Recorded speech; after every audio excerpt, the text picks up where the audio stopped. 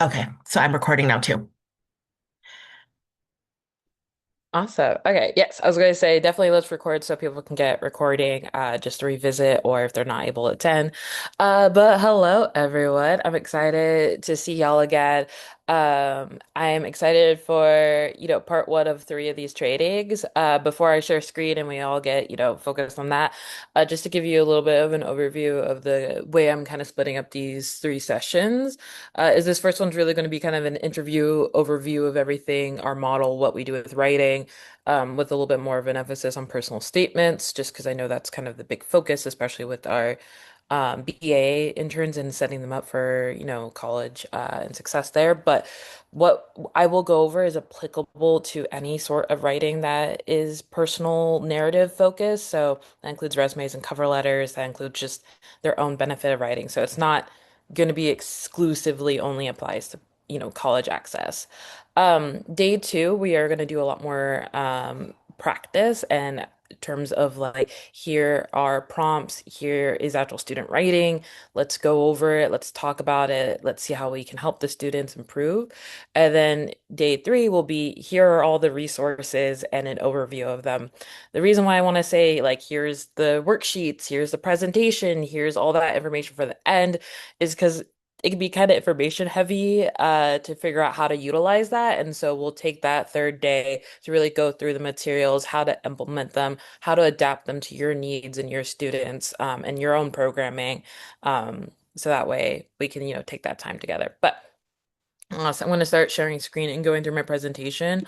I will be able to have chat up, so if you have questions, feel free to chat them and I will answer them. Also feel free if, internet lags happen, if you need me to restate something, please let me know. I want to make sure people get this information. We have a full 2 hours and I'm not going to need the full 2 hours for today's presentation, so we have time to, take it in, process, ask questions, and, I want to make sure you guys get that. Okay, let me share. Okay. Mhm.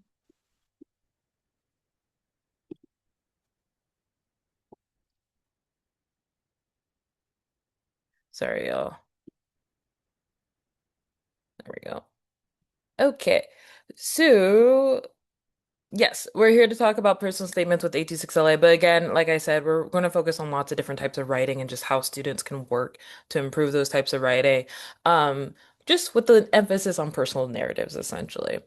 And so here's a little bit of my background. I'm never one to like tote my bio, but I felt like maybe it'd just be good to ground and center like, who I am and how I got brought to this work. Um, like probably many of our students and many of you, I was the first in my family to go to college. I grew up low income with a single mom. I slept in the couch in the living room because we didn't have enough space, all throughout my high school, doing my homework on the coffee table. Like that's a big part of my background and who I am, and that's a big reason what I do. That shaped me foundationally. And when I got to college, when I got to UCLA, I started realizing that there's lots of resources and access for students like me or had similar backgrounds, and I got really inspired to start working with youth. So when I was at UCLA, I decided to start focusing on education. After I graduated, I actually became a college access advisor for a nonprofit in LA, working with students near downtown LA, helping them craft their college application essays. And that work changed my trajectory. I, was thinking I would be a traditional, like in the classroom teacher, probably history, because I love that subject, but working with students on shaping their college application essays and their personal narratives changed the rest of my life. It's something I always come back to. I always do, even if it's not my main job. For example, when I started at E26LA, I was managing the volunteer programs. Didn't have anything to do with our in schools or college access programs, but I always found my way to get involved with the work, volunteer with the students, help them go to the classrooms. It's just very meaningful to me, this type of work. I think there's something very powerful about helping a student realize all they've done in the last 18 years and helping them realize that, they can own their shit, they can brag about it. They are incredible, they're amazing, and helping them kind of come to those realizations while helping them gain access to spaces that historically have not been built for them. So that's a big part of who I am, my why, and why I do all of this. I'm very passionate about it. And so that's a little bit of an intro to me. And so let me go into our agenda. This will be our agenda for today. Again, part two will be more practice. Part three will be going over all the materials and resources that you can utilize with your students. But for today, this is the introduction. This is the approach. This is us learning about how to do the personal statement or just this type of writing. So we'll do an introduction, just, bare bones, kind of here's what I want you guys to know. Then we're going to talk about our approach working with students. I'm going to share about our approach in different ways, how we incorporate writing feedback, things like that. Then we're going to shift gears and actually go over the personal statements, and the intro to personal statements that we like to show students, actually. So you'll be seeing the materials that we, brief students on or give them ahead of time before we work with them. Then we'll wrap up, talk about what we're doing next on the two future sessions again, and then if there's questions at the end too. So, before we get into it, I would love for some self-reflection. As a writing organization, it's always really important for us at U26LA to do maybe a little morning write-up. It also helps us kind of just, think about what our students are going to be asked to do. Our interns will be asked to write a lot during this internship. So if you can, either on your phone, your computer, or if you have pen and paper handy by, go ahead and take a few minutes, like 3 to 5, and reflect on those two questions. They don't need to be full sentences. They could just be bullet points. You can even draw or, sketch if you prefer to use that instead of words. The important thing is just to kind of take some self-reflection and convey those ideas onto paper or your screen. So go ahead, take a few minutes. The questions are: describe a time when someone helped you. What was the impact of their support? And then what goals do you have for your BAI interns this summer? Afterwards, I'll ask for a few share outs, and people will be able to share out what they wrote. So go ahead, take a few moments. If you prefer to go off camera while you do this, you can.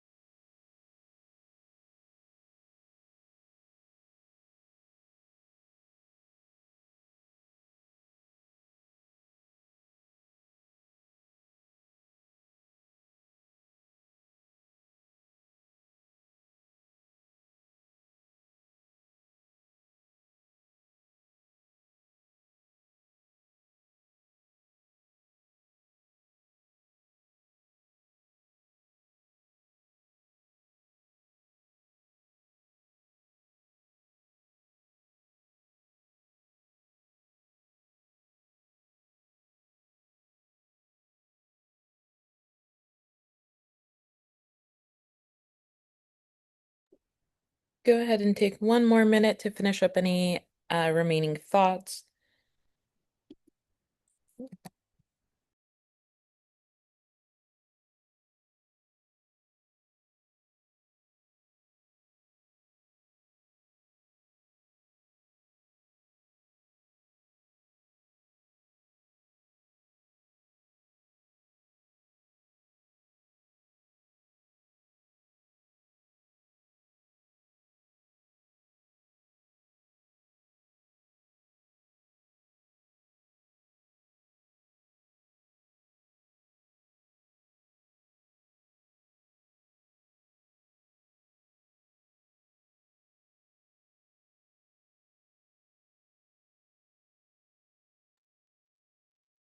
All right. Welcome back, everyone. I hope that reflection felt good. I would love to hear for a couple share outs from people. Um, when you share out, please just reintroduce yourself. I'm still learning everyone's name, and it'd be helpful. And then you can choose to respond to either a question or both if you would like. I'll go first. My name's Irene Narvaez, and I am supporting Arts for a Better Tomorrow with Mr. Yenke. And I chose the first question. Mentors throughout my life have really been instrumental in helping me achieve my goals because they, unlike your supervisors, are there to guide you and provide the resources in order for you to succeed. So, in a nutshell. Thank you, Irene. Would anyone else like to share out?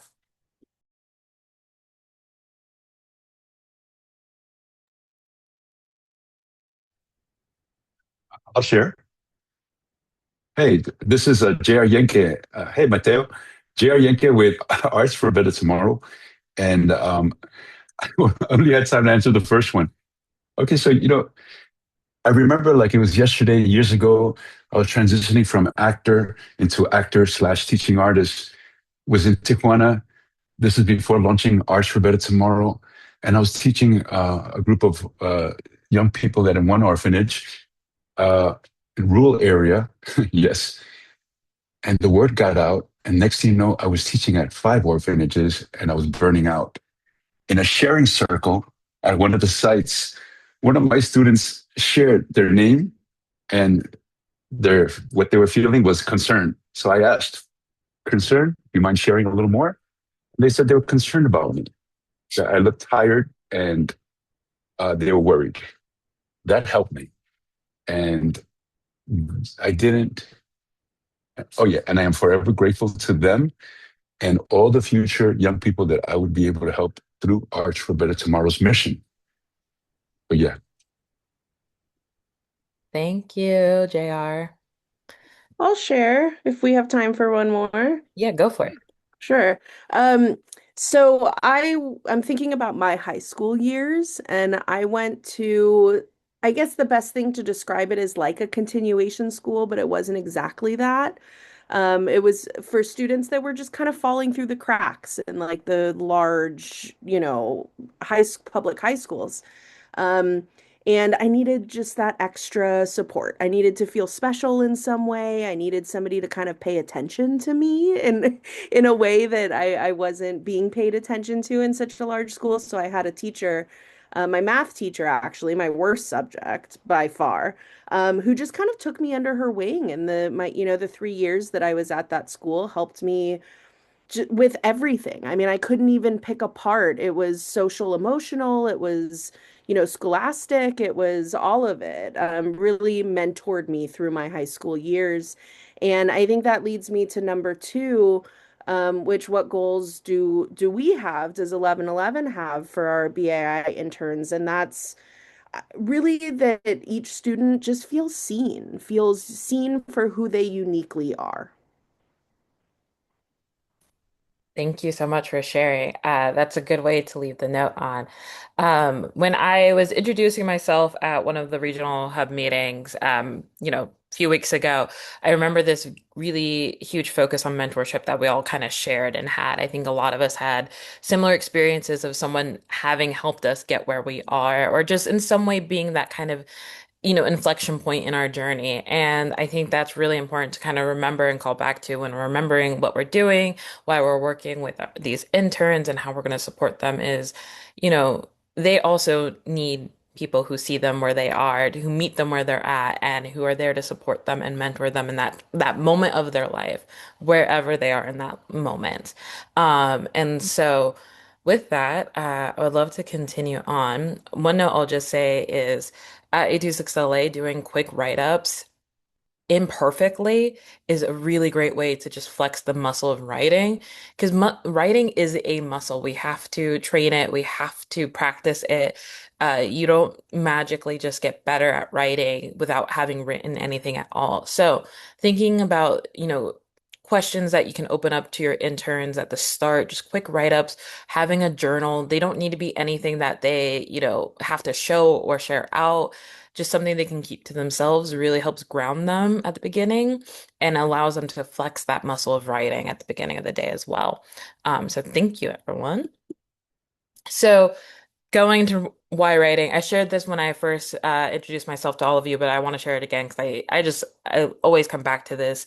Why writing? Like, why does A26LA focus on writing? Why is writing so important for Bloomberg Arts internship? Um, it's because it's fundamental to future success for the students. They're always going to need to be able to communicate and convey their ideas, to advocate for themselves, to parse through complex ideas from different sources by writing it out. It allows us, like I said, to journal, to reflect on our own, experiences, our thoughts, our feelings. It allows us to become more passionate towards compassionate, I should say, because we're able to read other perspectives, other ideas, and it allows us to understand that the way we think, the way we operate isn't the same for everyone else. There's a lot of different whys that exist. There's a lot of different perspectives that exist, and it's great to be able to build community and hear that and see that and read that. And then one of my most favorite ways or whys of writing is just the tool it is for our communities. Historically, today, it allows our students, our communities, our neighbors to advocate for themselves and the community needs, right? To be able to communicate and ask for those things. So that is what kind of shapes, you know, A26LA's mission, as well as the work that we do that we'll talk about when we're going into our model. So at A26LA, we support students with their writing in many, many different ways, but I'm kind of going to focus it on specifically how we support students with either memoir type writing, personal statement type writing, personal narrative, just so you have a little bit of a basis of how we run it. This is not the only way to run it, but just so it gives a little bit of context as we kind of go into talking about the ways we work with students.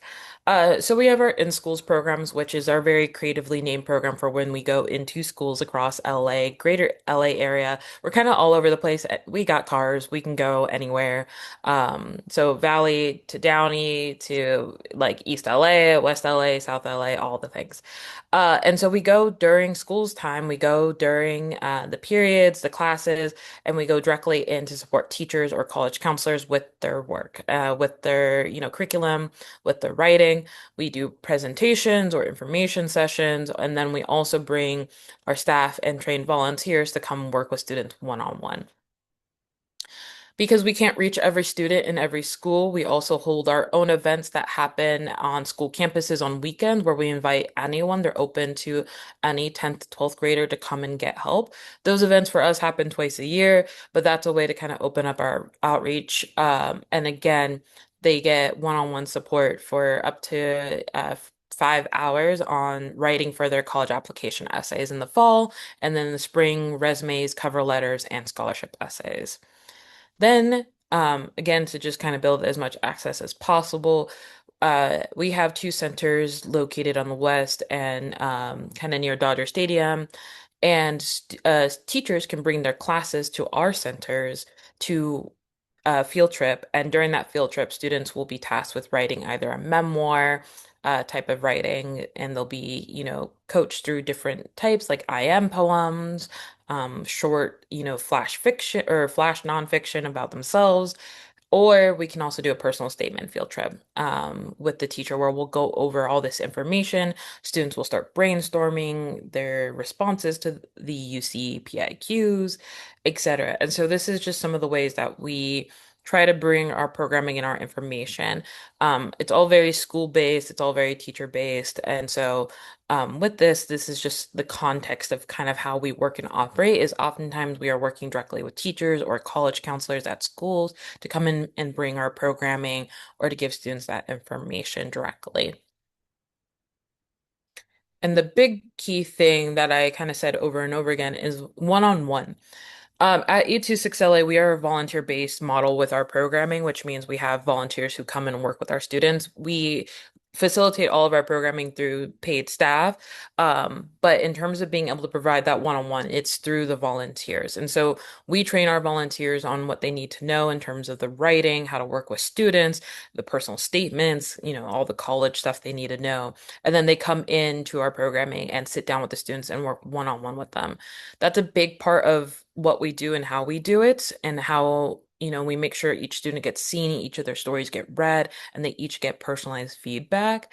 And so that's always my big recommendation, especially when we're talking about personal narratives or personal statements for college, is to make sure that students are getting as close to one-on-one support as possible. Otherwise, it's just very hard to give individualized feedback to students.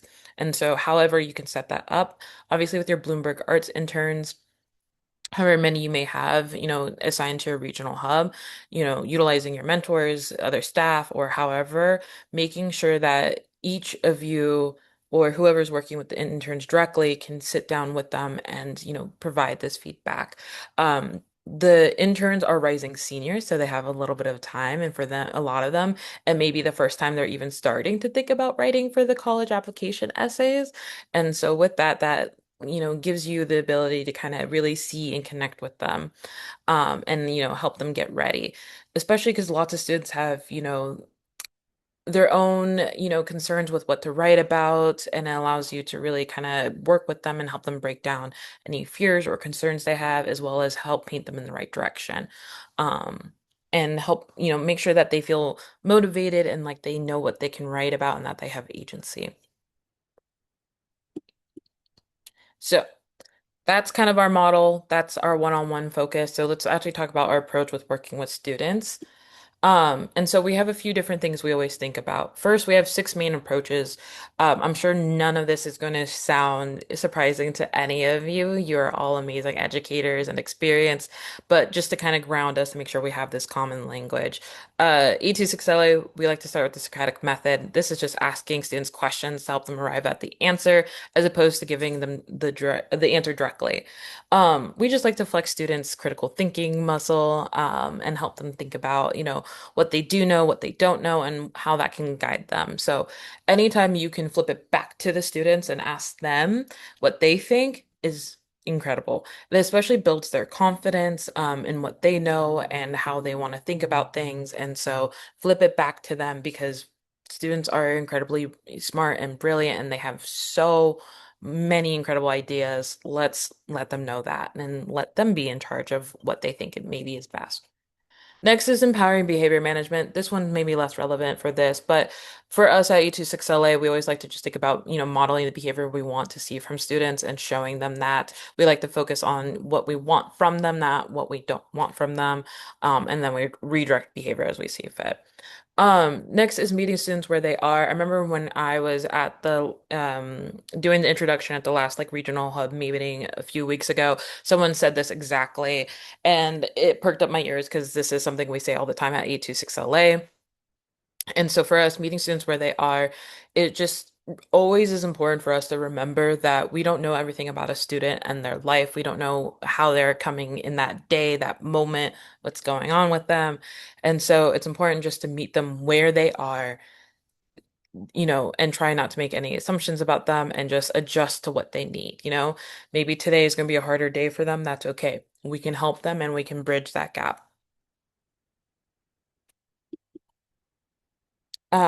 our last three are intersectionality, growth mindset, and social emotional learning.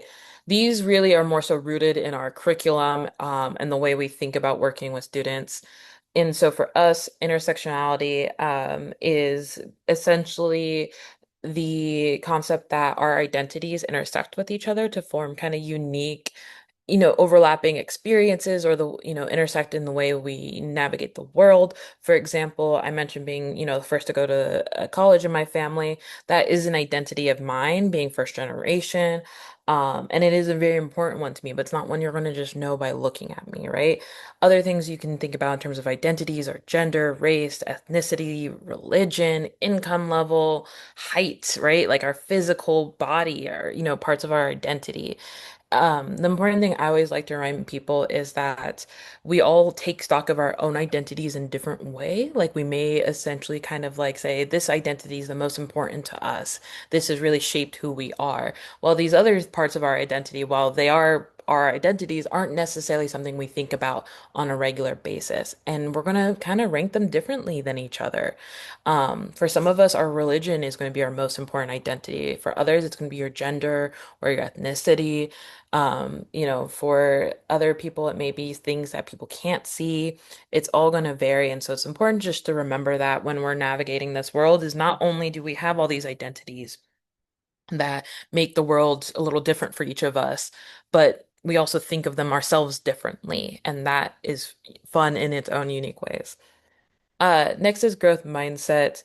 This is something that I think a lot of educators almost always believe in terms of like, yes, it's possible to grow and learn. The important thing I always like to think about is for some of our students, it's not. It's not something they immediately believe in. I hear lots of times with students like, oh, I'm not a writer, miss, I can't do this. I'm not good at this. And to me, that kind of deficit mindset, that like, fixed point mindset is sometimes something I have to have with students, like have a conversation with them, talk to them about it, and see how I can show them that they can grow, they can learn, this is possible. I see it more commonly with things like, oh, I'm not good at math, I'm not a math person. And like, I get it. Math wasn't my favorite subject either. I wasn't that great at it, but I was able to learn. It just took more effort than someone else, and that's not a bad thing. So, something I like to always remind educators and adults when we're working with students is, sometimes students may not believe that they're capable, and we have to help show them that they are and that they have the abilities and tools to do something. And it's okay if it feels harder than maybe it does for other people. Lastly is social emotional learning. For us at E26LA, while we support with academics, supporting students with their social emotional learning is just as important. It's why we institute mindfulness and journaling. It's why we focus on writing in the first place and, give students the tools and abilities to think and reflect on how they're feeling, and think about the world around them. It's just as important as academics. And with personal statements and narratives, this especially becomes true. It is oftentimes an emotional journey for students when they're writing these personal statements. For a lot of them, it's the first time they're reflecting on a lot of what has, happened in their life, a lot of what they've done, what's happened to them.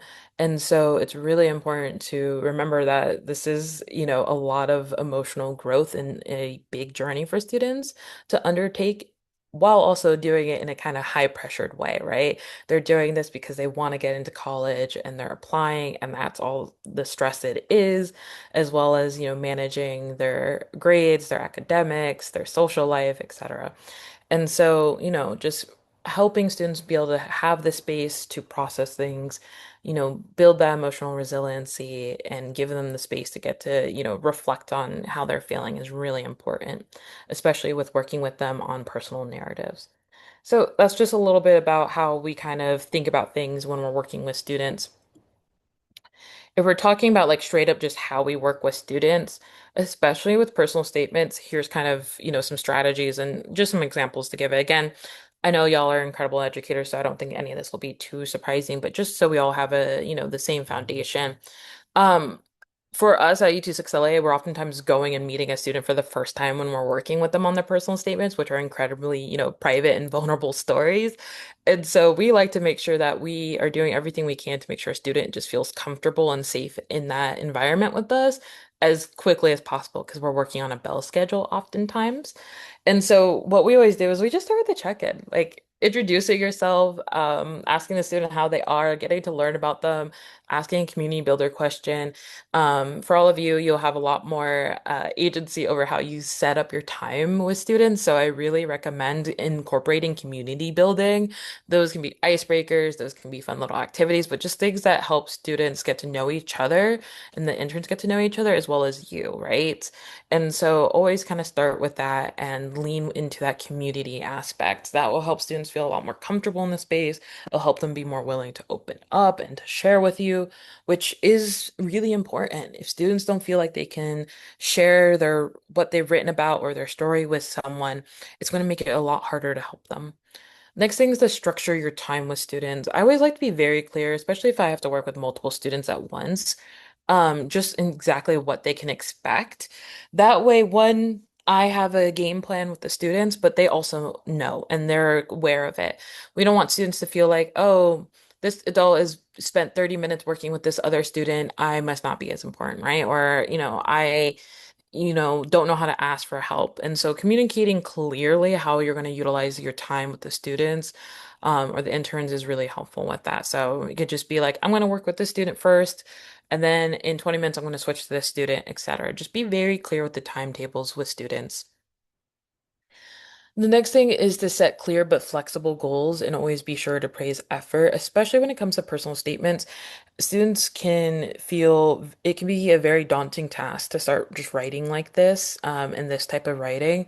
So always think about how you can, set clear goals that kind of help break up the work, and help structure it out for students. And always make sure to think about how you can praise the effort as opposed to like the outcome. Especially with writing, it's not always easy to praise, writing itself as an art form. And so thinking about more so like what have they been doing and what effort they've put in that you can highlight. Um, be receptive to each individual's situation. Avoid making assumptions about the students. I always like to ask, what does the student need? How can I help them? What are they looking for before I even start working with them? I really want the students to feel like they have full agency in that session. And also, I want to treat them like the expert that they are. They know what they need oftentimes. If they don't, that's okay. Then I can help them kind of figure that out, what they do need help with. But a lot of times the students kind of know, or they have specific questions, or they want specific answers. And so just asking, like, how can I support you in this session? What are you looking for? What's kind of coming up? Whatever type of questions, just to kind of give them a little bit of that agency to decide what they need in that moment. Um, then lastly, um, every session I go in and I kind of adjust what a successful tutoring session will look like while still maintaining high expectations. What I mean for this is it really comes back to meeting students where they are. Sometimes the students are going to write and write and write, and it's going to be beautiful. It's going to need very little notes. And then other days, that same student maybe writes nothing, right? So we could have high expectations, and we should let students know our expectations. But we should also be flexible and know that each day is different for a student. Each day is different for us. We don't always operate at our best each day. And so helping students um, with those high expectations, but also knowing yourself, you may need to adjust them, and think about other ways that a tutoring session or, a session with a student can look successful. Okay. So now we're going to shift into specifically supporting students with their writing. So when we're working with students with their writing, there's a lot of different ways that we're kind of coming in to help throughout that whole writing process. We're going to help them brainstorm their ideas. Again, like I said, many of the students are not going to have started anything for college yet, or even, thought about it yet. The other things will help are outlining the structure of their story, writing a draft of their story. We may help, students give feedback to each other. I always like to do peer feedback if we can. With personal statements, it may be a little different just because of how personal they are, and students' comfort level with that. But sometimes they do have friends that they trust or are okay with it. Or there's other styles of writing that you can institute peer review feedback for. Like, for example, do a warm-up prompt that isn't as personal, but just get students and the interns into the writing mode and they can peer review that. Revising their drafts based on said feedback. So students get the feedback, they're looking at them. Sometimes they don't know exactly how to institute that feedback. So helping them parse through it, see where they can add or maybe adjust. And then, of course, copy editing their final draft. So we're kind of there for all different stages of their writing, and each stage looks a little different with how we help and how we can make sure the student is set up for success with writing, especially for their personal narratives or their college application essays. So this is a writing map. This just kind of outlines the different parts of what goes into writing a story, essentially. We start with our main idea. It's the main message for our personal statements. It's usually going to be the main what of the story, like what is the context of the question? What are we answering? Then we go into organization. So it's literally the structure of the piece. Which paragraph goes where? What's the focus of each paragraph? How are we thinking about that? Then we go into voice. This is essentially the tone or the flavor of the writing piece. Um, Basically, we're really thinking about the students' own words, how they write. And the big thing to think about a little bit with this is every personal narrative or personal essay for like college applications is a combination of understanding that these are going to readers at these universities that the students are applying to, and we're understanding that audience and what they're thinking and what they need to know, while also still balancing what the student is thinking in terms of writing and how they want to write it and their perspective. And I'll talk soon about how to kind of think about that reader's perspective and what they're looking for and answering what they're looking for while still maintaining the student's voice. Next is word choice, sentence fluency, and conventions. This is basically how we wrap up the writing. Like, how does it look pretty in its bow? We think about word choice, we think about obviously grammar and then sentence fluency. And so that's kind of just those kind of like actually like how does this all, flow together? The important thing about personal narrative writing, especially for college application essays, is that I would say the main thing to think about is actually the content. So we're thinking about the ideas, the organization, as opposed to how well we've wrapped it up as a gift. And I'll kind of explain that a little bit more.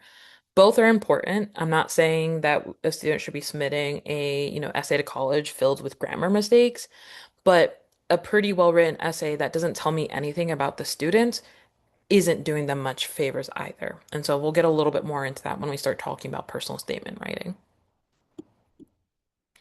So when we're giving students writing feedback, here's the model 826LA likes to use. It's called PQS. It stands for praise, question, suggestion. Um, Way to break this down is it's kind of like the feedback sandwich, right? We'd give a praise, something we'd like to improve, and then praise again, right? To balance it. Instead of giving that second praise, we're going to structure it a little bit differently. So we still praise. We always want to start with that. The important thing is to always give a specific, positive, like concrete example of feedback. What I mean by this is feedback to a student that's like, oh, I really like your essay, period, that's it, does not do them a lot of favors. Students don't always know what they've done that is right. And so when you're thinking about what to praise them on, point to something specific within their writing. Even tell them why it's great. It's really helpful in building their writing and helping them improve over time. They need to know what they've been doing that works out well. The next is question. Question is just to ask a follow-up question essentially to the student to clarify something within their writing. The idea of this is it's also kind of like the Socratic method that we talked about a little bit earlier in terms of how can we help kind of point the student in a direction where they need to grow. For example, if, they're writing a fictional piece, maybe you have a question about the character's motivation. Why did the character do this? Can you elaborate a little bit more? I was kind of confused when they made this decision. And then that's kind of hinting to the student that in the writing, it may not be supported yet, what that character decided to do, and that they may need to add more support for that decision, more characterization. Similarly for the personal statements, right? We can think about, hey, I see you're writing this. I'm not able to picture this. Can you add more details? Like what was going on around this time? What did you do? And that way we can help point to the student that, hey, we need more details here, right? We're still missing some important stuff. The next is suggestion. So this builds off that question that we were working with the student. It's to suggest one improvement, but the important thing is practice that suggestion together, especially if it's a repeat issue they're having. Have the student go through on their own after, working on it together, repeat that suggestion however many times they need to, and then let them apply it independently, right? So help guide them with that suggestion at first, like show them what you mean, help them make that improvement, practice it together, then have the student go through, repeat it, and apply it themselves independently. This way that they can, learn from you, they get clarity of what you mean, but then they can go through the rest of their writing and improve. This is especially helpful if students have kind of repeat, you know, errors or issues with their writing, is to kind of help them go through on their own. This also allows you to step away from the student while they're doing it independently and maybe help another student. And so that's really helpful for that time, as well as building students' skills and confidence with their writing. So again, that's the PQS method. It's not the only method to give writing feedback, but it's just a structure to think about. And so again, just remember to praise, remember the Socratic method, ask a question, and then make your suggestion. And repeat that as many times as you need to. I'm going to pause. Any questions before I get into my next part?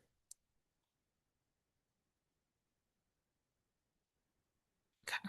If any questions pop up in the chat, I'll check for them. So we're going to practice feedback.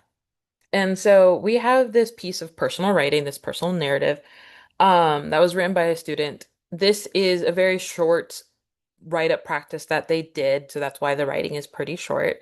They didn't have much time to write.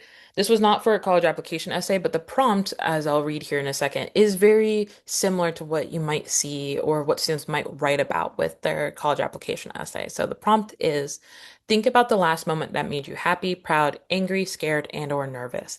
Write a story about what happened during this memorable moment. Be sure to describe the setting, characters, how you felt, and why this moment is important to you. So, I'm going to give you all a few minutes to read this story. On your own, you're going to identify some grows and glows. So, what could the student improve in? What did they do well? You're going to take notes of that on your own. Again, if you have handy dandy paper, your phone, tablet, wherever you can take notes or just, remember them. Then I am going to have, if I can do breakout rooms, I'm going to put y'all into some breakout rooms and you're going to discuss with your breakout room partner what feedback you identified for your student. And then with each other, you're going to practice.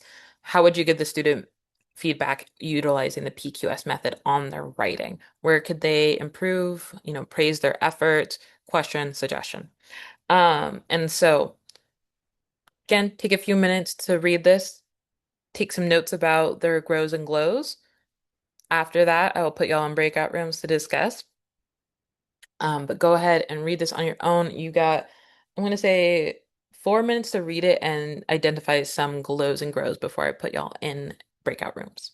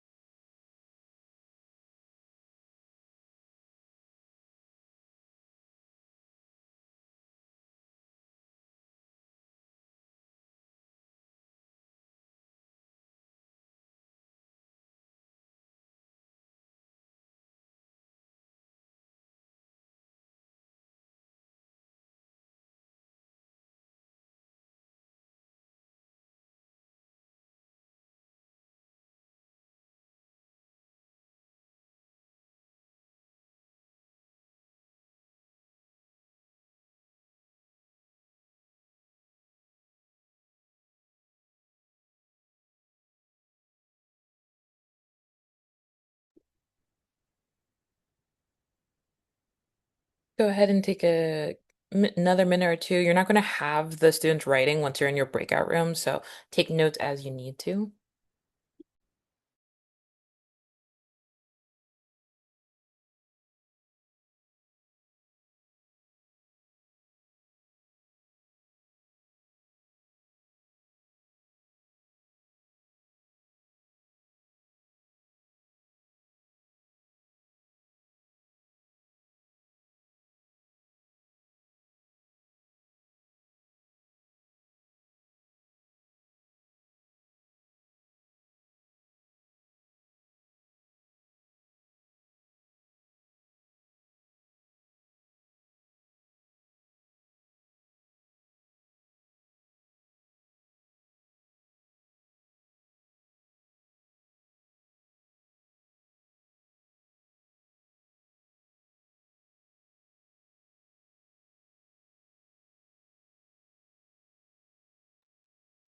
Okay.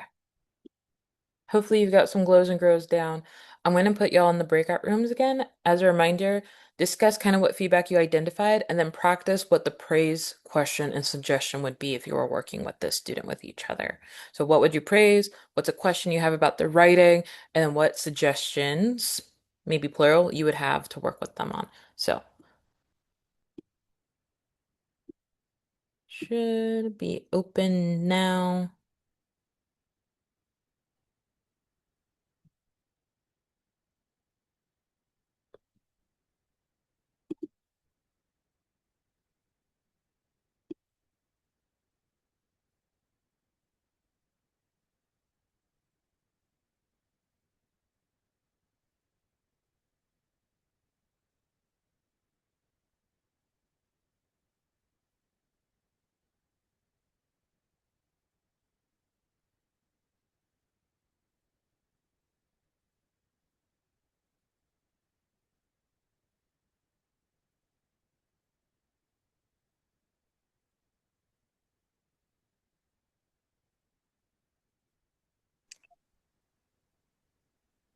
Mateo, I'm by myself. Oh no. Okay, hold on. Let me see. Or can I just talk to you?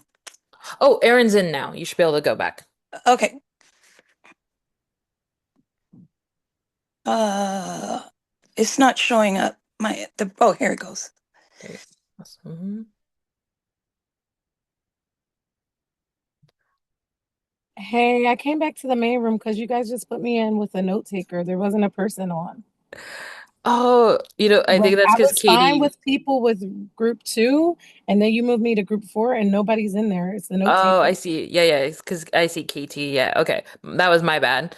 Yeah. Uh, So I'm like, okay. I'm not gonna talk to a note taker. Like No, I'm no, not about don't. the AI stuff. You were in room two?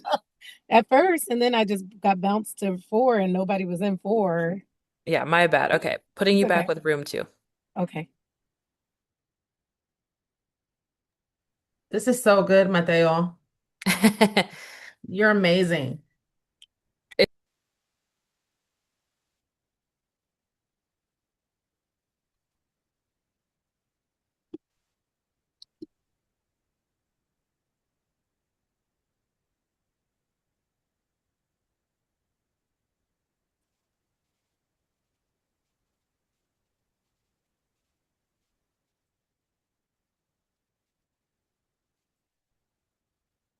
Hello, everyone. We'll wait for everyone to join us back as they wrap up.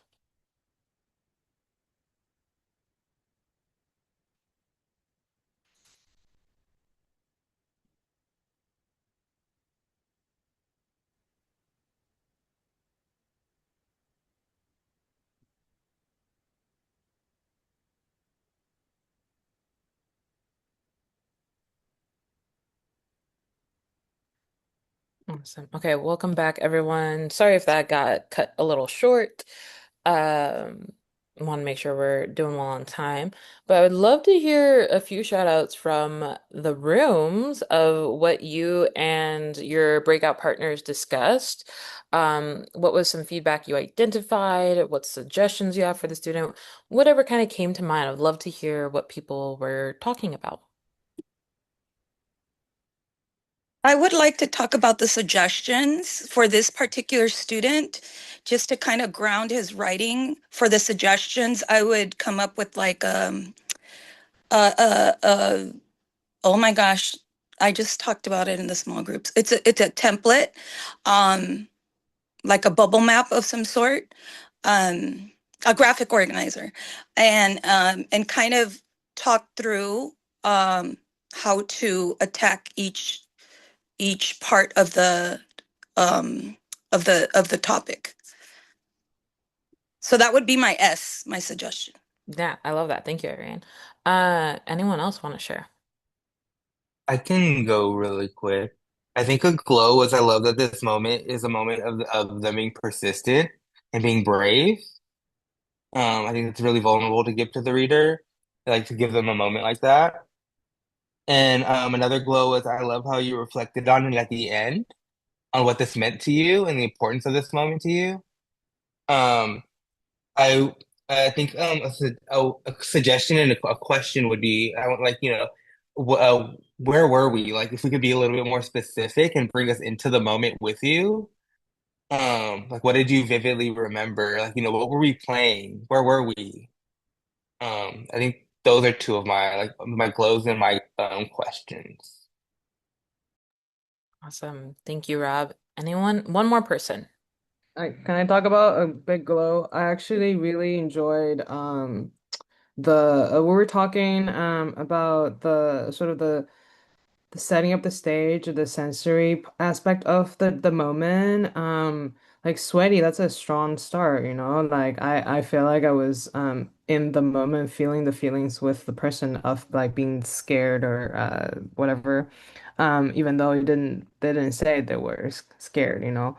So that was very cool. However, I do agree with Rob that where like I want to know a little bit more about where it was. I could kind of tell was maybe like a band, a performance, but it would be cool to say to know what instrument you played or whatever, right? Like so it's not just about telling people how you felt that day, but also like, hey, I know how to play guitar, and I don't know what this student was doing.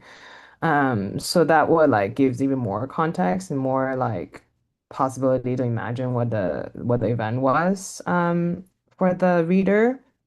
The same goes with the and I also thought it was cool that they ended on a like a something that I learned.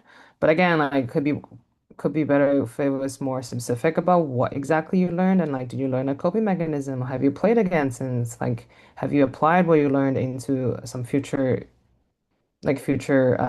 performances, assuming that's a music performance. And I would like to know who else was there. Like, did you work, if it's a group activity, did you have to, the beats rhythm, right? I assume like you're either you're providing the beats or you're like getting the beats from someone else, like the drummer, who knows. Um, yeah, yeah, I'll end it there. Yeah, awesome. Thank you, Evelyn. Yeah, no, thank you everyone for sharing out. I loved all of those thoughts. So I love this particular example of the student writing, not only because the prompt relates kind of close to personal narratives and what type of story students will write about.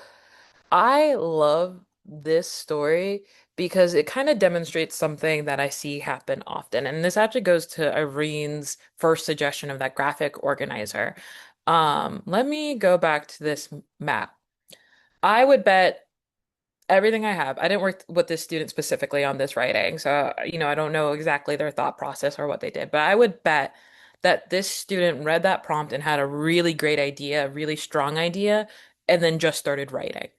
And that's going back, I think that's why we get a lot of details right in the beginning sentences, and then it kind of takes a little bit of a different turn towards the end. There's less detail. I played without knowing nothing. At the end, I did it. What's it, right? We don't really know what it is. That's kind of came up in a lot of those suggestions.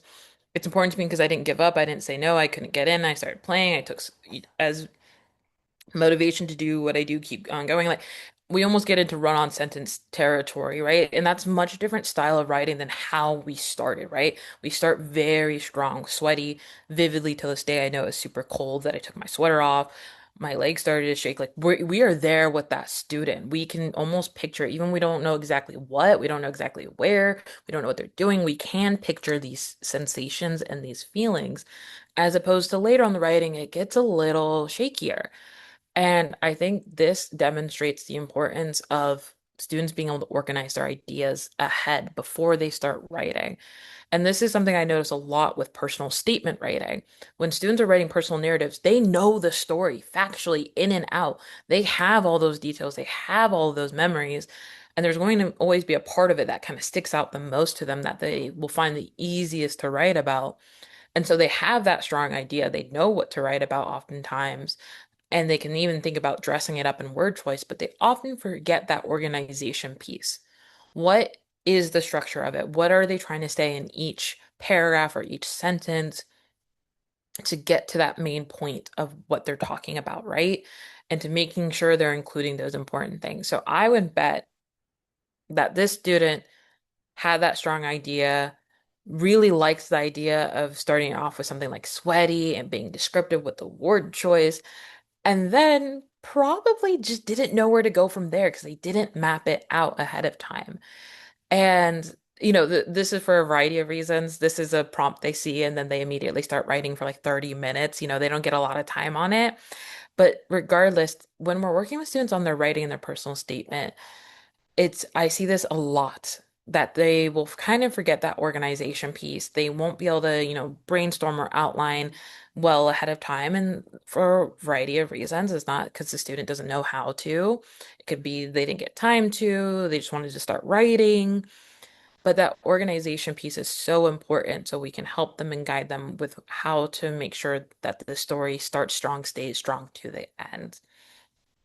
And that part is really important with building out their essays, right? I talked a bit about how content is oftentimes in personal narratives for college applications more important than things like conventions or word choice in terms of, we can have a pretty essay, but if it's not telling us what we need to, if it's not fully answering the prompt, it's leaving the reader wondering. It's, leaving them wanting a lot more, but they're not going to be able to follow up and ask those questions that we can ask. And so this is just to say it's really important to think about organization with students and set them up for success with that. It's okay to spend longer there. Students may not like it. Some of the students maybe prefer to just start writing. I'm a type of writer who I love to skip the outline and brainstorm process and just start writing, and I can just write and write and write. And so I get that. It hurts me to have to like sit and do a graphic organizer a little bit, but it's really helpful for our students to practice that skill because they are still learning how to organize their writing. They're still learning to think about what they need to say and make sure they have all those ideas. It's especially good for us to have them organize and brainstorm ahead of time so we can look at that and see if there's anything they need to add or if there's any feedback we have for the overall story before it gets written. But this is an incredibly strong piece of writing. The student starts off really strong. They have really great sensory details. And I think their way with being able to paint this picture almost as this like experience that I think we've all experienced in some way, regardless if we've ever played an instrument in front of an audience, is really incredible to have that skill to be able to kind of reach to all of us where we all kind of universally know exactly what they're kind of talking about. Yes, Irene. In your resources, are you going to provide the graphic organizers? Yes. Yes. Awesome. Yes. Thank you. Of course. And so thank you everyone for taking the time to discuss this piece of writing. You guys hit it on the head with the things that were working really well and where to kind of improve and go. And so this is a really great piece of writing. If a student had this and they were showing this to me when I was starting to work with them on the personal statements, I'd be happy because we have a really great topic. They clearly are thinking intentionally about how they want to present it to the readers in a way that captures them in one word, right? Sweaty. That's enough to get all of our attention. And so this would be a really great jumping off point for the student. And where we'd want to improve is kind of thinking about a lot of what I believe as Evelyn said in terms of like adding some more details, as well as Rob said about like setting where you are, what they're doing, and then that kind of reflection at the end would be important to come back to as well. So thank you for all sharing that. Now we're going to shift gears to actually focus on the personal statements and the writing. And so give me 1 second. I am going to get that pulled up. What I'm going to show you is quite literally kind of what we share with either, teachers or students. And so you'll get to kind of see how we present it and this information to youth. And so we'll be going over the information as well, but it'll be really great just to be able to kind of see how we talk about this with students themselves. So this is kind of what it looks like. We like to say before you start, because hopefully we're presenting this to students before they've actually started on their personal statements to kind of help them and get there. But really just think about this as like personal statement presentation or introduction to personal statements. And so for us, this is all going to be kind of focused on that. By the way, I haven't given like a specific break, but if you ever need to just get up, I know we're on this Zoom for 2 hours, please do like get water, take all those breaks as you need. This is recorded, so you can always come back and watch it. But just wanted to say that because I know it's been about over an hour since we started. So what I like to center with everyone, students, teachers, whoever, adults that we're working with, is why do the personal statements matter? I like to utilize this moment to talk to the students, especially to think about how we can help them feel empowered. I think we've all have unique experiences when we apply to college and are writing our personal statements. I think there's really diversity in terms of how we all kind of went through that and how we felt about it. But I know that oftentimes, especially for students of color, for low income students, for, marginalized folks, like oftentimes the personal statements feel like we have to put up our experiences, our lived experiences of injustice, of discrimination or, what we lacked to like get into these institutions that are being gate kept, right? You might have heard things like trauma porn or things like that. And so I always like to recognize that that may be something that students kind of come into these sessions with, that it feels not empowering to write about this. And I understand why. And I'm not saying everyone has to feel empowered when they go through the personal statements or apply to college applications. But I want students to maybe not feel so negative about it because if they are going to apply to college, they're going to have to go through this. And I want to help them think about it maybe in a different way. I'm not, again, saying that every student needs to feel empowered going through it, but I want to do what I can to kind of help them make this process a little easier. And so the things I like to tell students are one, personal statements are important. They go through this, right? They're writing essays on essays on essays. So also it's just a very taxing thing that they're doing on top of their already existing homework and schoolwork, as their extracurricular, sports, family responsibilities, right? Like why go through all this extra effort, right? Well, one, the personal statements paint a more complete picture of who the students are, like who they are as individuals, as people, what do they care about, what's important to our students themselves. Their grades, their test scores cannot tell us who these students are. And I like to make this clear to the students. I like to let them know that they are more than just their grades. They are more than their test scores. They have, inspiration, passions, motivations, really cool things they've done, and this is their chance to share about it. It can also help them fill in any gaps in their transcripts. I was this type of student when I had something happen to me, towards the tail end of my freshman year in high school, kind of carried over sophomore year. My grades dipped below what they usually were, and I got D's and F's during that time. And so for the readers, when I was applying to school, I had to kind of explain that to them. But for me, this allowed me to kind of let them know, like, hey, this is not what I'm capable of. I'm capable of so much more. And I've demonstrated that since then, but, this is what happened then, just so you know. So some students can enjoy being able to talk about that and explain that. Again, it's their story beyond their grades and extracurriculars. They get to decide what they write about, what they decide to tell their readers. And so there's a bit of empowerment in that they get to really dictate who they are and how they get to be perceived by the reader. So I always like to kind of start with this just to talk to students about it because there's a lot of reasons why they're not going to enjoy writing the personal statements because it's taxing, it takes a lot out of them. They have to do it. on top of all the other things. And so anything we can do to kind of just help them reframe it as an opportunity for them, I think helps and goes a long way overall in the writing. So when we're working with the students on that, how do they actually do that? So students do not need to prove themselves. They just need to show who they really are. And there is nuance and difference in those two things. I know oftentimes it can feel like students have to prove why they're worthy of getting into a school. They've already demonstrated that. They've already done the things that show that they are, worth investing in, that they are worth going to these institutions and getting that education, that they deserve that education, right? They just need to show that. They just need to show who they really are in the readers, right? So the students can write about their accomplishments, their challenges, leadership struggles, and triumphs in their own words. The personal statements are the first time where they really get to do that. They get to put it in their own words to the readers, who they are, what they've been through, what they've accomplished. And that's empowering for a lot of students. That's the first time they sometimes have agency with how they talk about themselves or introduce themselves. Like they get that final word on who they are to the readers. So the readers. The readers are for these institutions. When I say the readers, that refers to the people who are reading the applications themselves.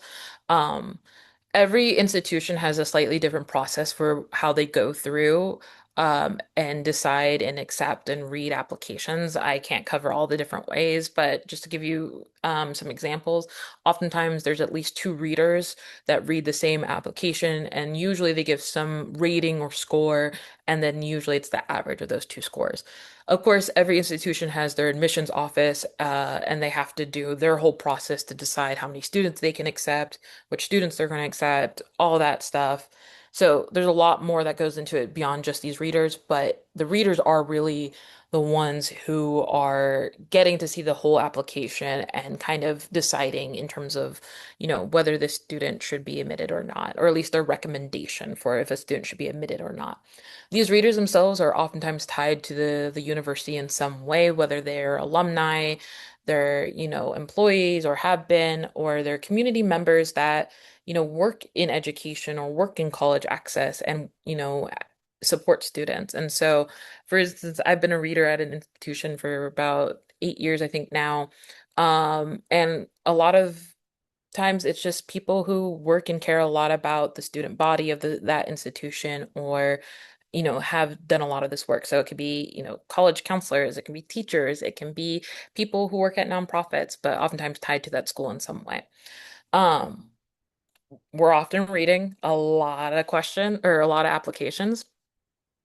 And so we go through these very quickly, and we go through the entire application, their grades, transcripts, everything they've got, letters of recommendations if that's part of the application, as well as all their essays. And so with readers, what we're really looking for with this is we're not um, you know, coming at this with, with a negative lens. We're not trying to be like playing God here and deciding who gets admitted or who doesn't. Um, we're really just trying to see what the student wants to showcase us and, their determination, perseverance, and resilience.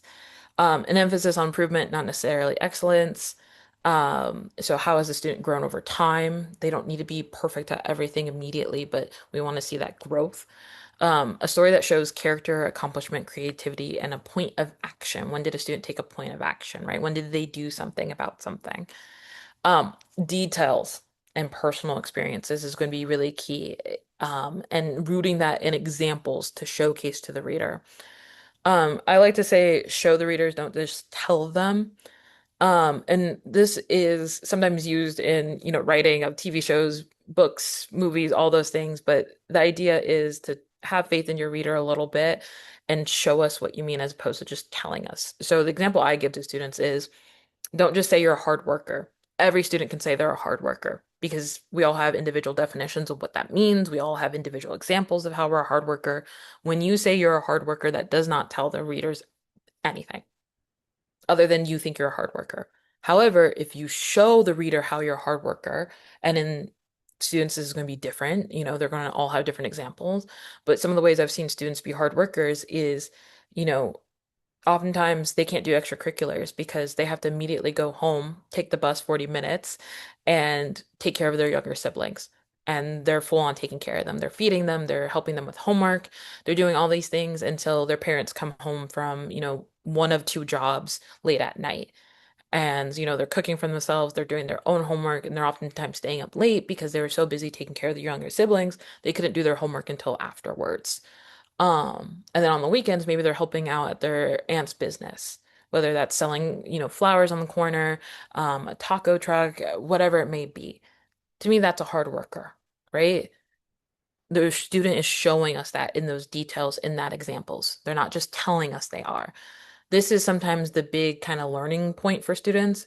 They're not quite sure how to do that. And so something I frame for students is all personal statements or personal narratives are essentially persuasive essays. We are persuading the readers why they should accept us into this school.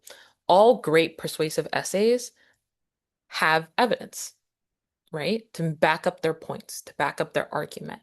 That's all we're doing here. We are writing a persuasive essay with our argument, with our evidence. The moment students kind of see it in that way, it makes it a little easier for them to think about, oh, how am I backing this up, right? I'm saying that I'm really creative. What's my evidence for that? What's my examples? How do I go into more detail to make my, examples stronger and therefore my argument stronger? That's really what we're doing, and that's kind of what we're highlighting the readers want to see. We want to see those details, we want to see those examples. It's really important. So now thinking about actually what to write, all kind of personal statements, personal narratives, essays to the college applications, whatever we want to call them, they all kind of boil down to the same type of themes in terms of their questions or their prompts. Very rarely does a question go outside of this. Usually, the only time I see it is if we're talking about scholarship application essays. There might be one that's like, write a advertisement for Coca-Cola, right? Like that's not necessarily really going to boil down to any of these themes, but when they're actually personal statements or personal narratives, they usually do come down to questions about leadership, creativity, talents or skills the students possess, educational opportunities that the students took advantage of, or any educational barriers that they had that, was a barrier to their education, any challenge, any life challenge, significant challenge they faced, their academic interests, actions taken, which usually comes down to like, when did a student do something or take action to change something, and then individuality, what makes them unique. Almost always, like I said, 99.99% of questions will hit on at least one of these themes, if not sometimes multiple of them. And so these are the themes that are commonly presented in the EOP, the PIQ, and the Common App prompt. So talking a little bit more about the actual colleges, we have your Cal States that do the EOP, which I'll talk about in a second as an educational opportunity program. That's an application separate to the Cal States. Then we have your UCs, UCLA, UC Riverside, Merced, Berkeley, etc. Do the personal insight questions, the PIQs. And then we have Common App prompts, which are for out-of-state schools, private schools, and then any kind of school that elects to participate in the Common App. Um, but that are our kind of main themes. When we think about it this way, it actually becomes pretty easy to think about what students oftentimes will have to write about. And so, especially when we're working with rising seniors, they have a little bit more time to think about this and parse through what they want to write about. So, knowing it kind of boils down to these themes, it can be helpful to even just have them start reflecting on these pieces of themselves and not necessarily tying it to a college application essay quite yet. Same thing with resumes and cover letters. Lots of resumes, job interviews, cover letters will always ask about leadership or skills that students have, or, specific things they've done, or, what they've taken advantage of educational wise to help set them up for success, right? Like a lot of those types of writing also come down to these. But when we're actually looking at the essay, I like to break it up into three parts for students. This is to ensure that one, they're answering the prompt fully, but also making sure that they are providing that evidence or those examples that we're asking for and thinking about it. And so, in other words, this is kind of anatomy of a personal statement. It's not rigid in terms of it needs to be three paragraphs every single time, one for the what, one for the how, one for the why, but more so throughout the essay, students should have this. So the first one is the what. this is quite literally just the context of the prompt. If the prompt is what is a significant challenge you have faced, the what is the significant challenge? The student, in about 1 to 2 sentences, maybe a little longer if they need more space to fully give all the context, should be able to explain what the significant challenge is. If the prompt is about creativity, in 1 to 2 sentences, typically, the student should be able to explain how they're creative in terms of like what they're going to be talking about for the rest of the essay. They don't need to explain everything in those 1 to 2 sentences, but just to give enough context for the reader. This typically will come first just by nature of it being kind of what provides context for the readers. There's some cases where it can actually come second, and I'll get to that in a little bit. Next is the how. The how is going to be the biggest part of this. Are you charging to 100? That doesn't work. Are you charging to 100? Are you trying to charge to 100%? Because they usually cut off at 86. Can we have someone? I was saying, are you going to charge to 100%? 100? Hey, Shanae, we can hear you. Shanae, we can hear you. Can you mute for us, please? Number 3. Number 3. Okay. Sorry, go ahead, Mateo. Okay, I was like, I'm trying to figure out how to mute someone. I'm like, I don't know how to do that. Okay, so the next part is the how. This is essentially them explaining how they addressed whatever they talked about and the what. How did they utilize resources? How did students overcome any obstacles? How did they feel, right? This is where those examples or the evidence comes in for their persuasive essay, essentially. This is going to be the biggest section of the writing because this is where all the details should be, right? So it's going to they're going to be writing more in this part. So it's usually, depending on the structure of the essay, I would say it's around 40 to 60% of the essay. Again, it depends a little bit, but it is a big chunk. This part, students, is one of their biggest struggles. It's always going to be easy for the student to explain the what. It's pretty straightforward. Here are the facts of what happened.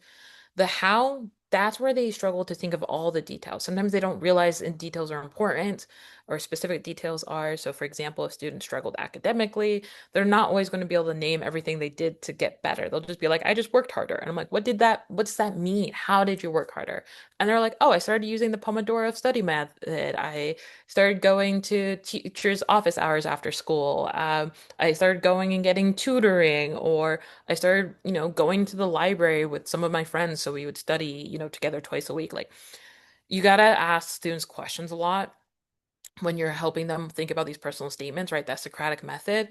I often find how and the why, which I'll get to in a second, are where those questions need to be asked a lot. We need to get to those details. We need to be able to picture it. We need to see it. We need to get all that evidence, all those examples within that how. Next is the why. The why is actually my favorite section in every personal statement. The why is one that students often don't think about writing. I think oftentimes, especially if students have been taught how to write essays by like an English teacher, they start doing kind of like a typical conclusion where they kind of just repeat information in their conclusion of a personal statement. And I get it, that's what they've been taught to do.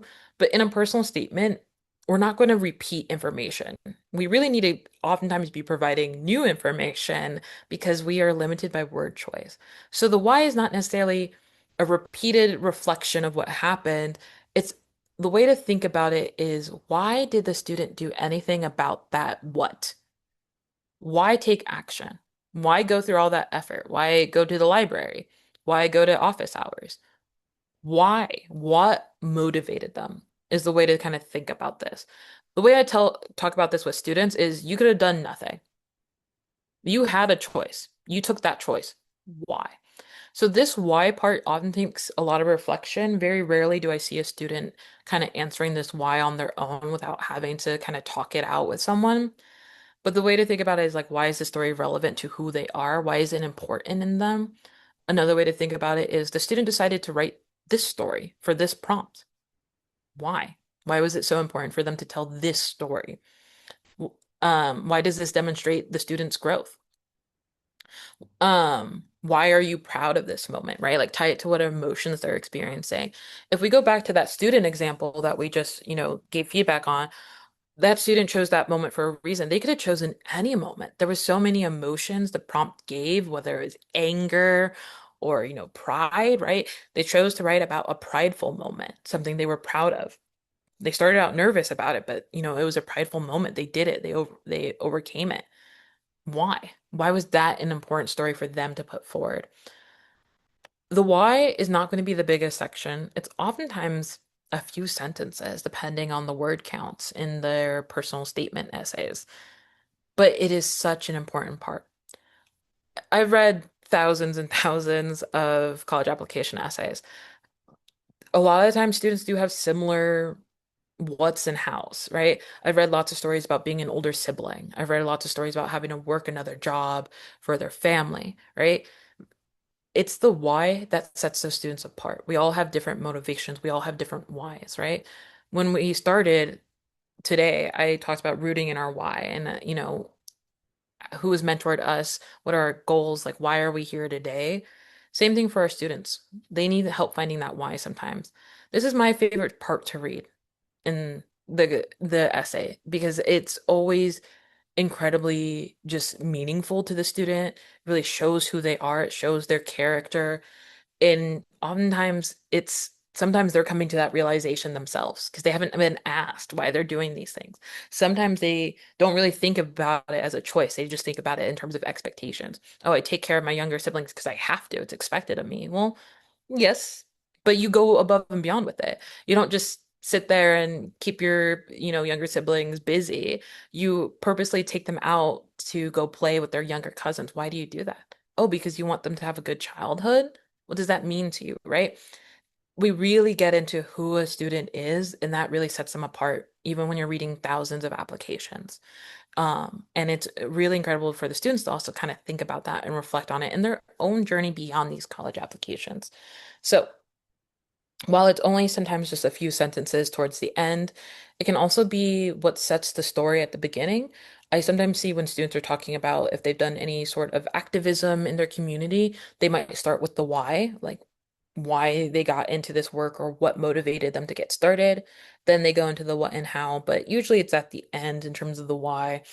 But nonetheless, every essay should have the what, how, and why in it. And something that is helpful is to literally color code them and highlight it for the students. Oftentimes, when students first start out, they have a lot in the what, like way too much. And they only have a couple sentences for the how, and oftentimes they don't really have the why. So, literally color coding it to kind of help illustrate that to the student when you're working with them can be really helpful to give them a visual of what you mean.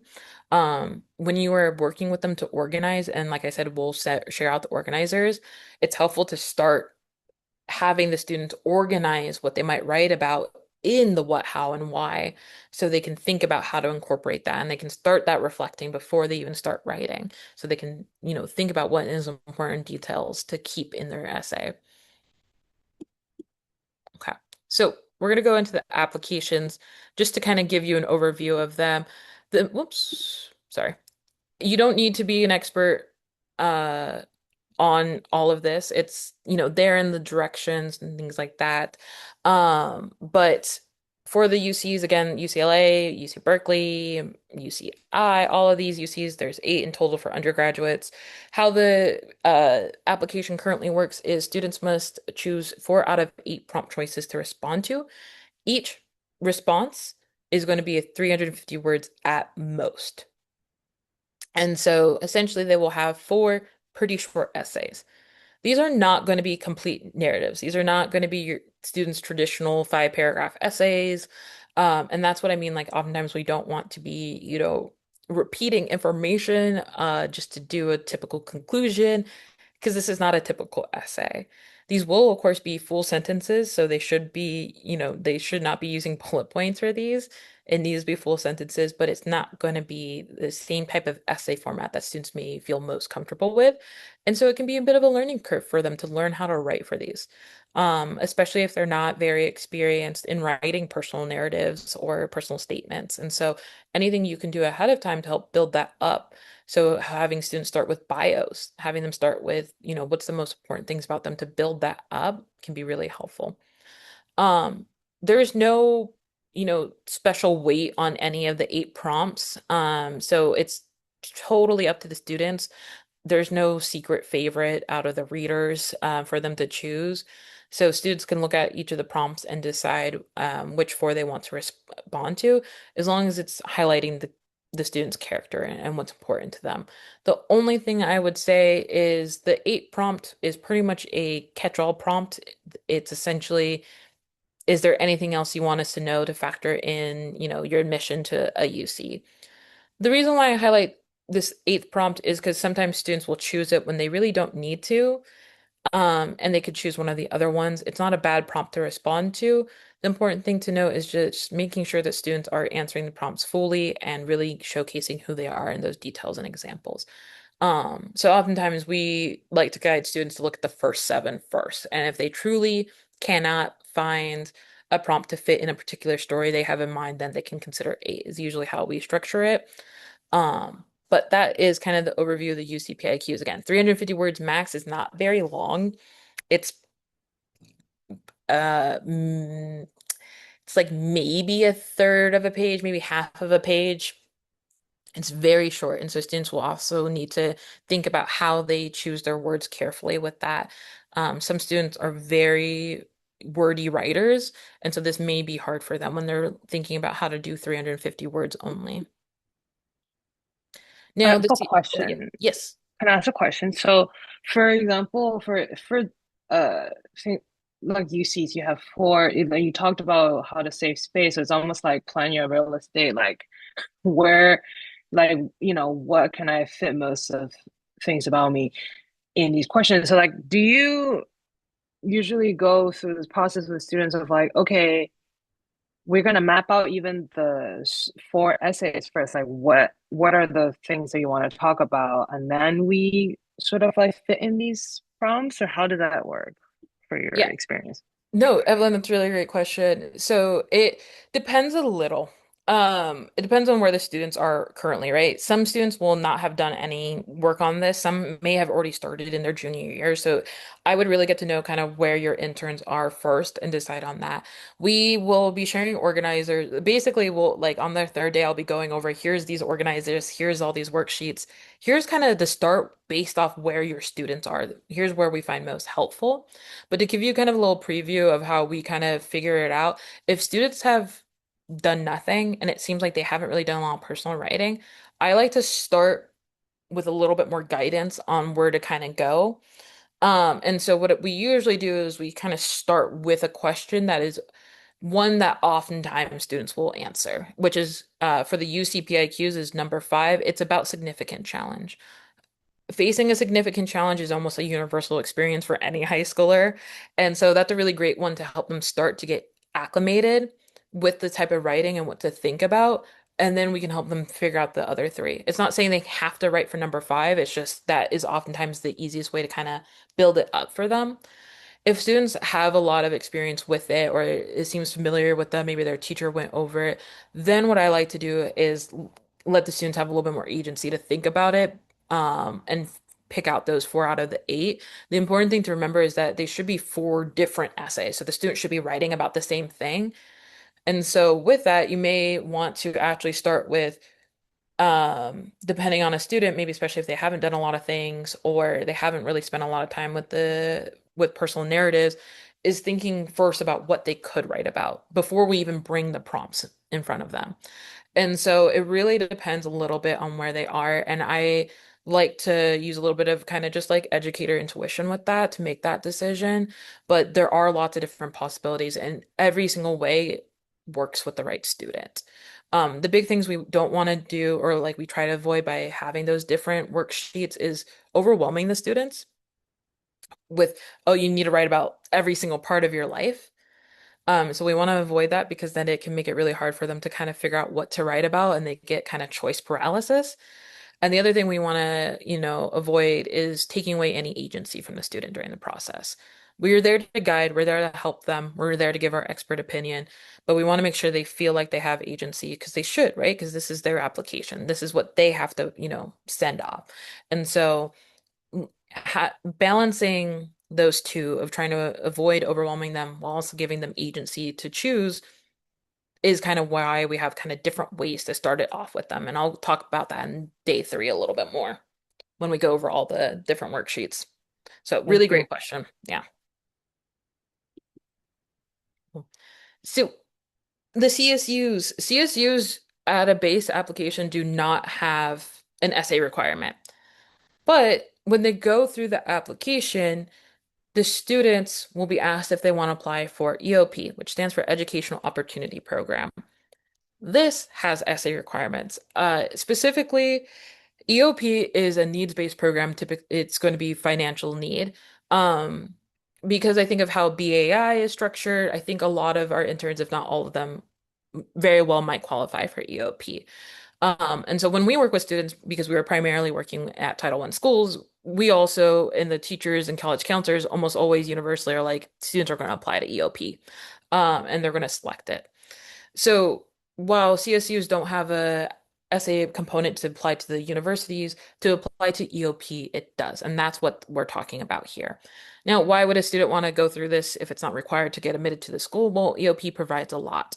It can provide money for books and tuition. It can provide academic assistance, because it's really designed to support historically low income and educationally disadvantaged students, as they say, in their, like mission.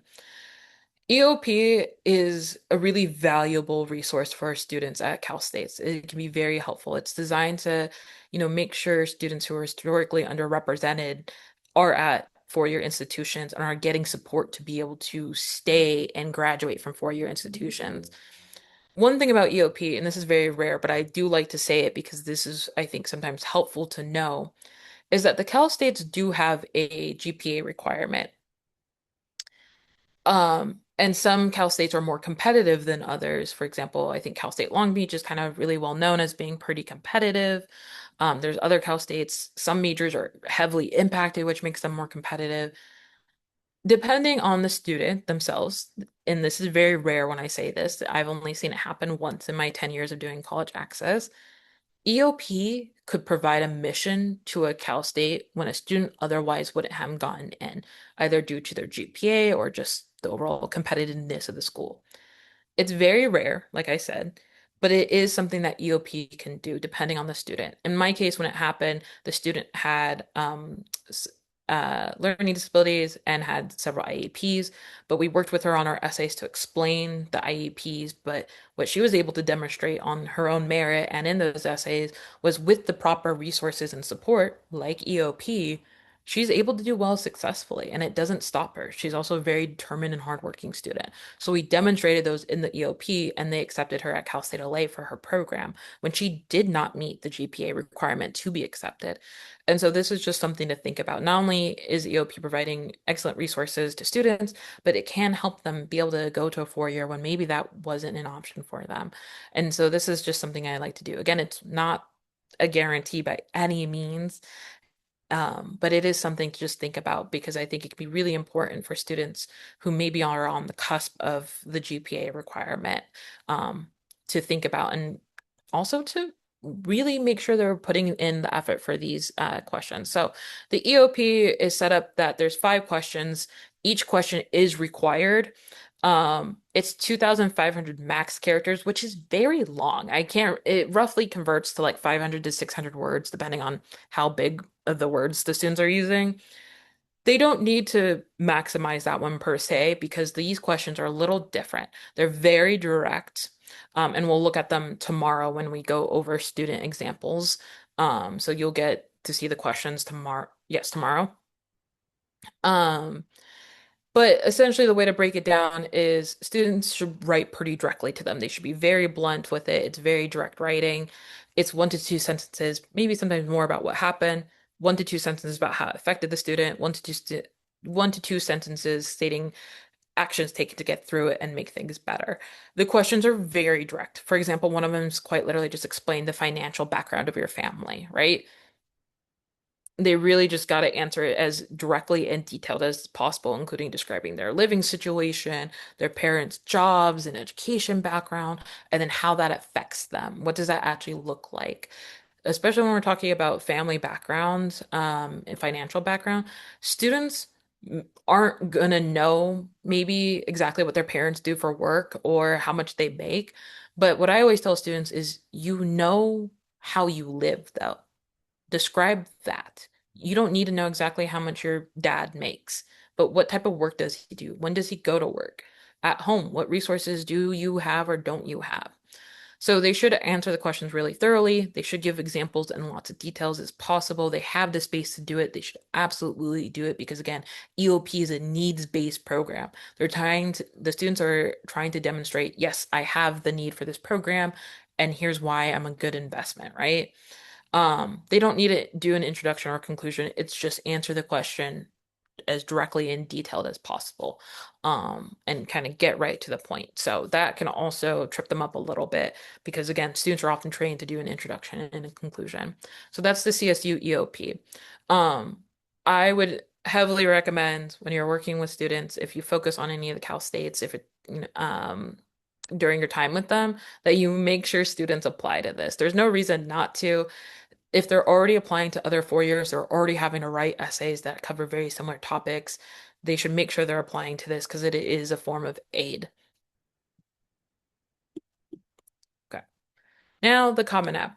I think over the years, especially as I've been working with students, I think it's been very common for the students I work with to start applying more and more to the Common App. I think this is in part as UCs and Cal States get more and more heavily impacted and are kind of running out of capacity because the trend over the years is that more and more students are applying and going to college, which is excellent. So for that reason, I've actually seen a rise in students applying to out-of-state or private schools, which they will primarily do through the Common App. The Common App, if you didn't apply to an out-of-state or private school during your time or haven't worked with it, it's what it sounds like. It's a common application for thousands of institutions, not just in the US, but also, abroad. And so there will be public institutions, but typically out of state schools for our students, as well as private institutions. So you also have your Ivies on here. You have things like U of O or OSU. You have schools in Texas, Arizona, all these different schools on here. How it works is students will go through and select which schools they want to apply to. And each school has the ability to add additional questions for the student to answer. So the Common App can sometimes be a bit of a drain for students, frankly. The deadlines are usually after the UCs and Cal States, unless they're applying for early admission, which means they're always kind of burned out. And so, especially because we're working with students this summer, it's really helpful to help them kind of get ahead so they don't reach that application burnout by fall and winter and lose motivation to apply to these schools. Because the thing is private schools can provide a lot of aid. Students are oftentimes afraid of the sticker price, but private schools do have a lot of aid they can provide that make them sometimes even cheaper than going to a state school. So it is an important, access point for students to consider, especially if they want to make sure that they can go to, the best financial option for them. Now, again, each schools can customize the application to add more questions, so I can't go over each of those because every school has different questions. They'll still come to the similar themes that I talked about in the very beginning, like leadership, talent skills, why do you want to go to this school, etc. The main thing to know is that the Common App has the Common App essay. Almost all schools on the Common App will require this essay. A few don't, that's okay. But chances are if a student is applying to more than one school on the Common App, they're going to have to answer one of these 7 prompts. So the students get to choose which of the 7. I'm not going to go over each of them. They're all pretty similar to UCPIQs, Cal State EOP. The one thing I'll highlight is that number 7 is a catch-all. Most schools and institutions love to add a question that basically lets the student write about anything. So that's just one thing to note. The important thing to know is that by the time students are oftentimes thinking about the Common App, they've already written for the UCs, and they can oftentimes utilize those essays. Now, the Common App essay itself is a max, I believe, 650 words. So it is almost twice that of a UC PIQ, which means they can expand. They can even combine multiple PIQs if they're connected in some way to answer one of these questions. So that should also help with students burn out with writing essays. They should be saving all their writing. They should be thinking about how they can reuse some of their essays to answer a different question. They should always make sure they're adjusting for word count and the specific prompt they're replying to, but it's the student's life, right? It's the same story. They just need to make sure it fits the prompt. So by the time they get to this, it should help a little bit. They should have a good starting point of what they could write about because they've already been writing for like the UC PIQs by the time they start thinking about this. And so that helps a lot. Um, the main thing I say with students is this one they're going to be writing a lot more. And this gives space for those students who love to write flowery, as I say, who love to go into, the beautiful long sentences. So I always like to say that to those students because they've been having to cut their sentences really short and direct up until this point. And so that feels nice for a lot of them. For other students who maybe don't like writing like that, that's why I really hark to like they can utilize past writing to kind of, get a good start. But that's the overview of the Common App. Students choose one out of these 7 essays. They get 650 words. Depending on the school, they may have to do additional writing. If they're applying to more like selective schools, like the Ivies or certain private schools, they're going to have to write additional questions, and those word counts can really range from 50 words to 250. It really depends, and you're not going to know until the student selects that school and sees what those supplemental questions are. But the approach will be the same with the student. What's the prompt asking? What are some themes? When has the student already answered something similarly, and can they utilize that? But they should always be connecting to themselves and trying to share an example in their writing, even if they only have like 50 words to do it. So that is the Common App. Let me see what time it is. Okay. So this is the question I was referencing with Evelyn. This is usually where I like to start with students. So if I was giving this presentation, and I had enough time with the students because it can vary a little bit with all of you being able to kind of set your time a little bit. I do recommend having this, which is just have the students start thinking about the questions, getting to brainstorm what they might write about, but also teaching them how to actually look at the prompt and see what it's really asking. So we like to use PIQ number 5 from the UC application for a lot of reasons. Not only has every high schooler gone through a significant challenge, but this prompt is really useful because some students sometimes don't answer the full prompt. If we go back to that student writing example, they didn't answer the full prompt. They picked their moment, they got that, but they didn't add the setting. They didn't add these different parts, right? They were missing some of that. So teach the students how to actually evaluate the prompts and think about what it's really asking. So when we are shown, describe the most significant challenge you have faced and the steps you have taken to overcome this challenge. How has this challenge affected your academic achievement? I like to ask students, how many questions are in this prompt? Or another way to think about it is, how many things are you being asked to respond on? And I'm going to ask this of all of you. Go ahead and put it in the chat. A number from 1 to a million. How many things is the student being asked to respond to?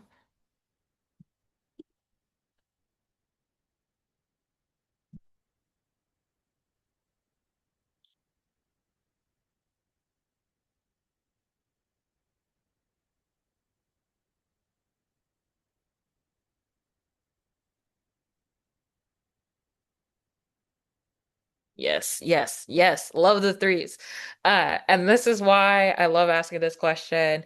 Us educators and writers and artists, we almost always can pick up on the three. You guys are all right. Students will often show like one or two. Every now and then you'll get a couple students who actually do get the correct answer of three. So here's how we like to show it to them. The first thing they're being asked to do is describe the most significant challenge, right? They got to describe it. That's the what, right? Going back to the what, how, why. Then the steps you have taken to overcome this challenge. That's the how. Students often miss this one. They don't really think about it, right? They're just thinking about describing the challenge. Then there's this other part. How has this challenge affected your academic achievement? Students oftentimes, when they're reading a prompt, they think about the first thing they're being asked to do, and then that's what they focus on. they miss that second part. They miss the third part. This third part is really important. I have had to work with a lot of students who start choosing a topic or have already written a response and they don't tie it to their academic achievement at all. And then I have to ask them, does this tie to your academic achievement in any way? And sometimes they'll say, "Oh, yes, it does. I didn't really connect to it." And I'm like, "Great. That's my ideal outcome is they just forgot to mention it and we can work with that." Sometimes after they went through all this work of writing this response, they'll say, "No, not really." And then I have to work with that student to help think of a new challenge they could talk about. Or maybe even go to a completely different prompt if they can't think of one. And that can sometimes be really frustrating for the student because they just did all this work. And so that's important to think about that and remember that because we often have to think about the effort and the making sure we're handling any student emotions because they don't want to be told they did something wrong. They don't want to be told they have to completely do something over. And so making sure we're thinking about that intentionally and how we can support a student, right? Oftentimes what I say is like, hey, I do think this is a really important, significant challenge. Unfortunately, this is what the prompt's asking. So I always tie it back to the prompt to try to make sure the students know it's not them. They didn't, their writing is great. What they did was great. It's just the prompt, right? Let's focus on the prompt. That's usually how I navigate that situation. But most of the time, students just kind of forgot about it or they don't really tie it. But we want to make sure we see a response for all of these. The connection to the academic achievement, it doesn't need to be the main part of the essay, but it should be included in some way. For some students, it will be the main part because their challenge is academically related. But for a lot of them, it may just be kind of a side effect. Like, for example, a student who was handling her mom's cancer diagnosis. That's the challenge, is her mom's health and having to take care of her and having to step up. But a side effect of that challenge is she didn't have as much time to focus on her academics, right? So it can come up in that way. So it's not always going to be the main point, but it should be included in some way. And I always like to let students know if your academic achievement was negatively impacted in some way, we should talk about how you address that in some way as well. We should have an answer for that because the reader's going to be left wondering, right? And so that's kind of how we break it down for the students. Just to give you a little bit of what we'll be going over tomorrow, which is we're going to actually be looking at students' writing and evaluating them and giving them feedback on their actual personal statements. So that way you become a little bit more familiar with that process and what makes a good essay. But this is a lot of the ways that we kind of think about it is what's the prompt, the details, the evidence, the example, but we should always make sure first and foremost they are answering the prompt fully. And so that's the way we kind of break it down for the students. And I really like to use PIQ number 5 from the UCs to showcase this to the students because oftentimes they do struggle with realizing that there's kind of a lot going on with some of these prompts. And they can be a little bit tricky. So that is pretty much my wrap up. And it looks like right on time. So again, tomorrow we'll be going over actual examples, evaluating them. So it'll be a lot more hands-on practice with this. And then our third day, which will be Thursday, we will be going over all of the resources and I will be showing you how to incorporate them, when to incorporate them, and how to kind of guide students through them in terms of, the presentation, which is part of what you just saw here, the worksheets that we have in the organizer. So that way you can think about what would work best for you and the students that you're working with. But that is today. Thank you. I know that was long and that's lengthy, lots of information, and we're doing it 2 more times. So I appreciate y'all for being here. Again, it is recorded, and I do recommend just taking yourself going through that. And I will be sharing all materials as well. The presentation I have all 3 days, all the worksheet materials, all of that will be yours to access at any point. Thank you, Mateo. Thank you, everyone, for joining. And I'll see you tomorrow and Thursday. Thank you so much.